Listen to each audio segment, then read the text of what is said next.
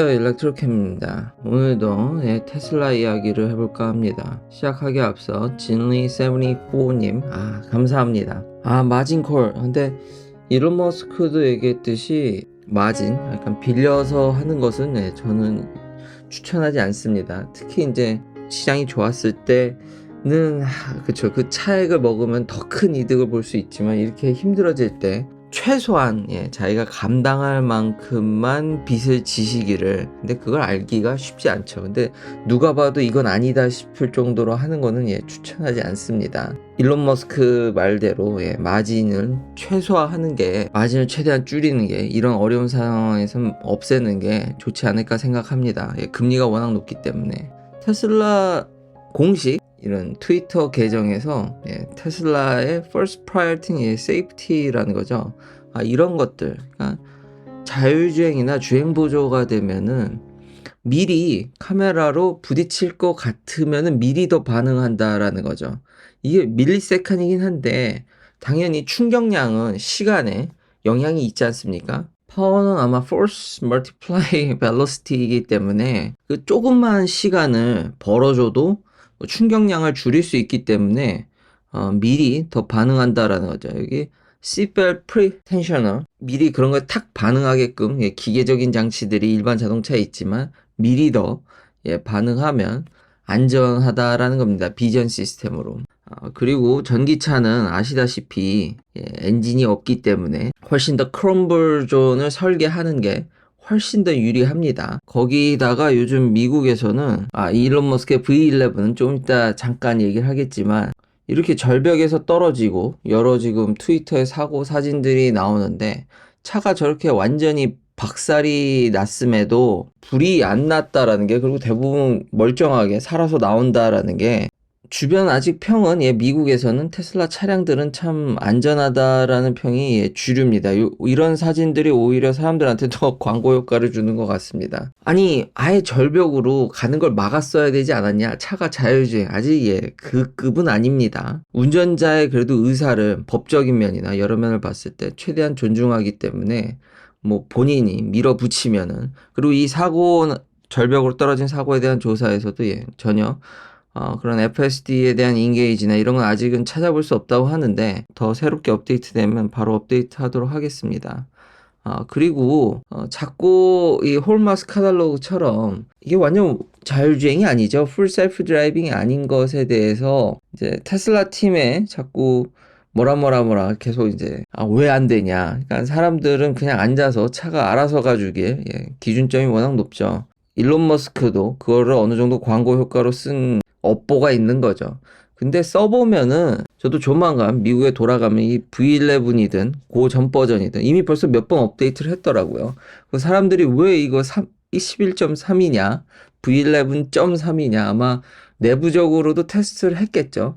바로 가서 테스트를 해볼 텐데, 업데이트해서 이제 곧 돌아가는데, 써보면은 이 경험이, 이게 러닝 커브가 있어서 많은 분들이, 그리고 이게 아직 많은 분들이 쓰고 있지 않기 때문에 이거의 이점을 잘 모르는데, 자, 써보면 여전히 압도적으로 편합니다. 그렇기 때문에 현재 이 분위기가 유지되지 않나 싶고요. 그리고 또 하나, 자꾸 이제 그 치터라든지 쓰면 안 되는 장치를 장착해서 자꾸 이제 FSD를 속이는데, 그 전에는 이제 몇 번 경고했는데도 너 자꾸 improper usage, 그러니까 잘못된 사용을 하게 되면은 그걸 그냥 없애버렸는데, 여기 업데이트 노트에 조금 추가된 게 한 2주랍니다. 근데 확실하진 않습니다. approximately 2weeks이기 때문에 2주 뒤면은 복구가 될 것으로, 된다는 이 애매하긴 한데 처음으로 이런 기간이 정해졌다라는 거죠. 그전에는 이렇게 잘못 사용하면은 그냥 뺏어가 버렸습니다.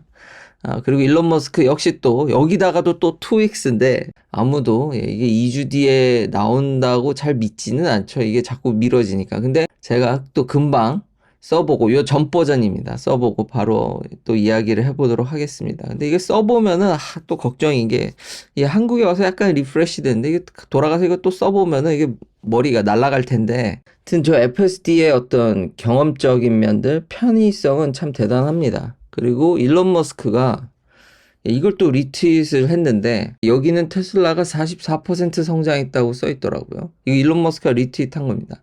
GM이 에서 3%, 그 외 모든 브랜드들은 마이너스입니다. 현대기아차가 1%만 마이너스 됐다라는 게 대단하네요. BMW와 더불어서. 포드도 선방을 했죠. 근데 토요타가 마이너스 한 10%, 혼다, 닛산, 볼보, 미쓰비시, 폭스바겐은 참 힘듭니다. 그래서 다시 한번 미국의 이제 모델별 판매량이 나왔는데 트럭의 나라입니다. 미국은 완전히 트럭의 나라고요. 1등이 포드 F 시리즈 무려 마이너스 9.9%, 재작년이죠. 이제 2021년 대비해서 마이너스 9.9%나 먹었는데 65만 대. 2등이 쉐비 실바라도입니다. 51만 대 좀 넘게 팔았죠. 여기도 좀 깎였네요. 그래서 선방했네요. 1.2%면은 마이너스. 3위가 램, 1, 2, 3위에 부동에. 여기 보면 재밌는 게 포드 F 시리즈는 2012년 이후로 그러니까 로이스트 세요.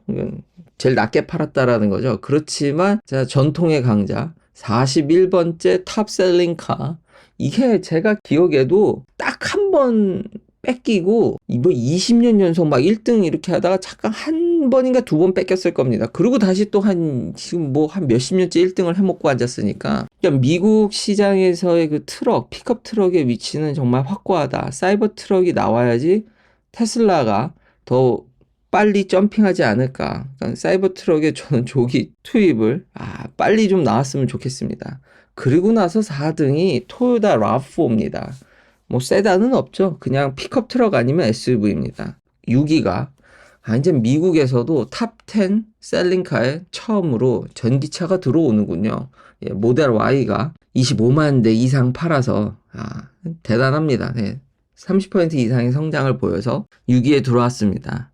그러니까 올해가 참 중요하다라는 생각이 듭니다. 배터리 얘기를 하기 전에 잠깐 또 아무도 관심 없는 스페이스X 얘기를 하면은 계속 이게 될 듯 말 듯 하면서도 꾸준히, 그러니까 다들 화성 간다라든지 스타쉽이 벌써 오비탈에 가냐 이런 결과론 쪽에만 관심이 많으시니까요. 근데 벌써 테스트 런치를 2월이나 그리고 3월에는 물론 일론 머스크 타임이 여기도 적용되지 않을까 싶긴 한데 벌써 오비탈 런치를 테스트한다라는 게 꾸준히 정말 놀랍습니다. 그래서 이제 로켓 테스트하는 헤비 부스트 엔진 테스트하는 영상도 계속 많이 트윗을 일론 머스크가 하는데 참 대단합니다. 이런 거 보면은 또 응원해주고 싶긴 하죠. 그리고 또 플레드가 모터 트렌드가 테스트한 역사상 모델 S 플레드가 가장 빠른 차라는 점.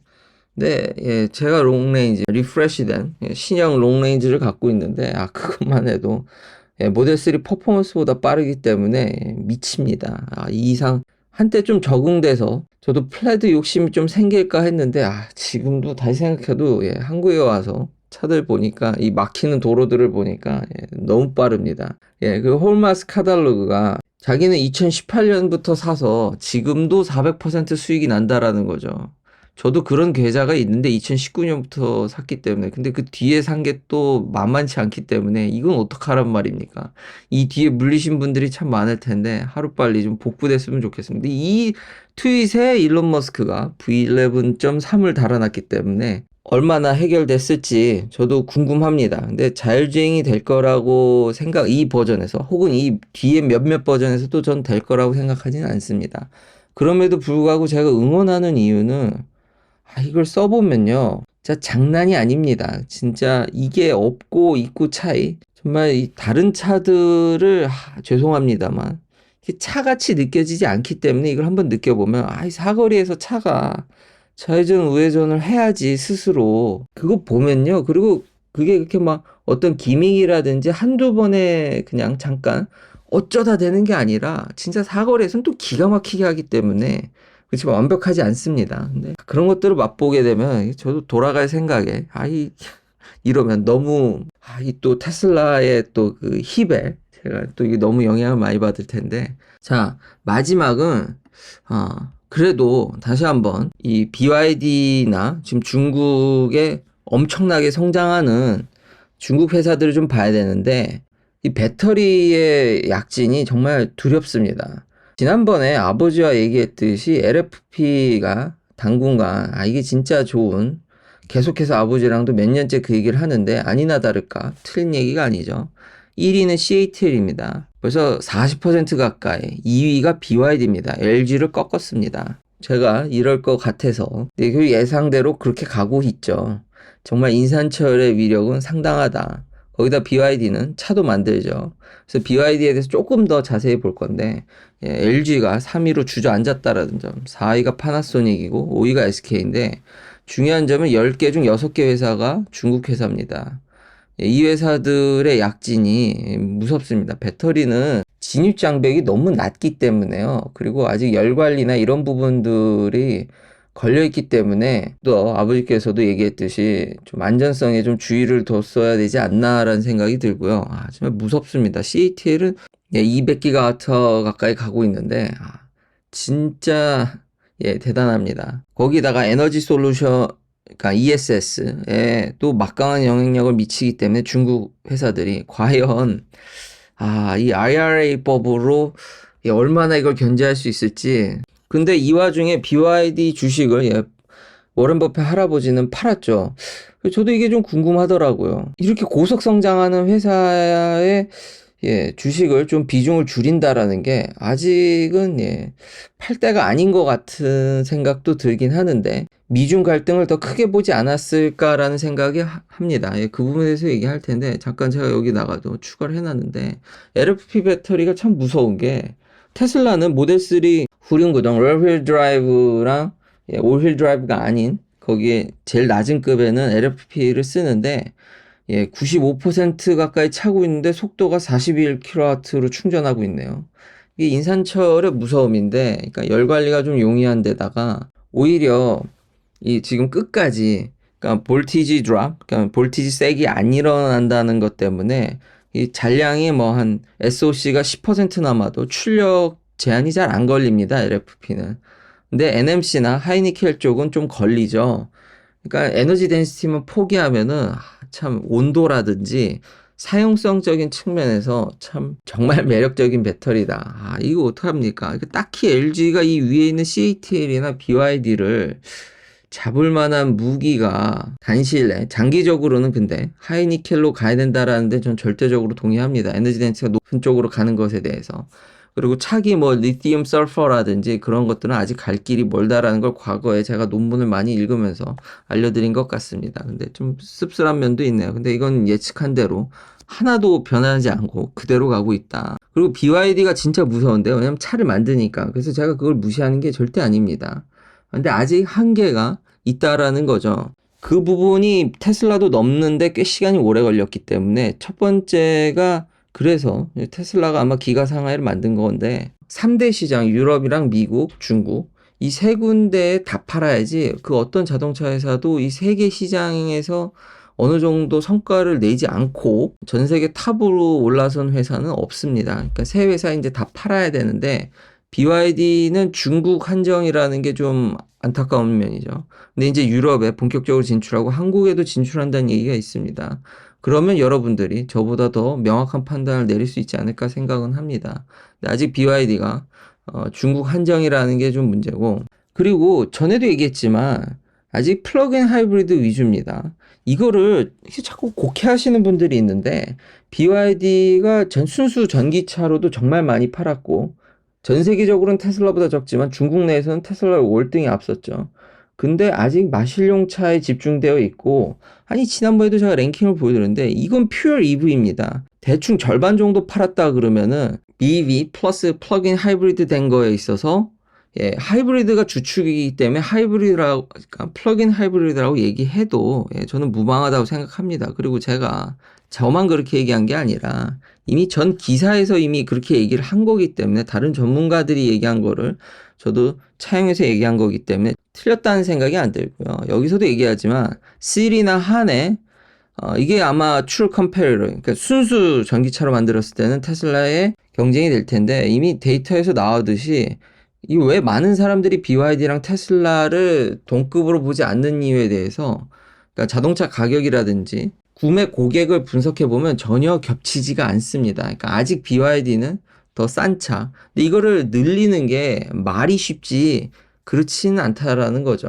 그래서 BYD도 고급차를 내놓으려고 부단히 지금 광고도 하고 하는데, 그러니까 올해 어떨지 또 한번 지켜봐야겠죠. 근데 과거에는 이랬다는 거고, 이거를 다른 자동차 회사들을 봤을 때 뛰어넘는데 꽤 시간이 걸리더라는 겁니다. 그리고 그 다음이 더 중요한데, 자율주행이 있어서 엔비디아 칩을 씁니다. 엔비디아 올인하고 하이페리온 센서를 쓰는데, 그러니까 머리는 완전히 미국제죠. 그리고 이걸 폭스콘에서 이제 제조한다고 그러더군요. 아, 엔비디아도 중국 기업을 뗄래야 뗄 수가 없을 텐데. 아, 근데 테슬라도 엔비디아랑 일을 했습니다. 근데 그걸 이제 결국 떨쳐냈죠. 중국 기업이라면 또 다를 수도 있긴 한데요. 이익 문제, 그러니까 이해관계 문제뿐만 아니라. 근데 거기다 이제 미중 갈등까지 있어서 고급 칩을 BYD한테 제공하기가 애매하죠. 이 큰 벽이 있기 때문에 약진은 정말 무섭고 대단하다고 저도 생각을 합니다. 다시 한번 무시하는 게 아닙니다.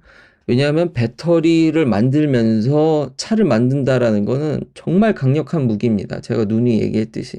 그게 이제 테슬라가 거의 유일했는데, 이제 BYD가 엄청 치고 올라오는 거죠. 그러니까 BYD가 진짜 대단한 회사긴 한데, 아직 저런 제약 조건들이 있다라는 거죠. 그거를 어떻게 뛰어넘을 것이냐. 아, 진짜 한 해 한 해 테슬라는 쉴 틈이 없군요. 저도 이 BYD 차를 맛봤으면 좋겠는데, 제가 미국에 있는 한. 근데 아마 한국에 만약에 들어온다 그러면 나중에 저도 한번 이걸 느껴볼 수 있는 기회가 있지 않을까. 그러면은 다시 한번 그때 저는 체감형 유튜버이기 때문에 그때 한번 다시 제대로 평가할 수 있지 않을까라는 생각이 듭니다.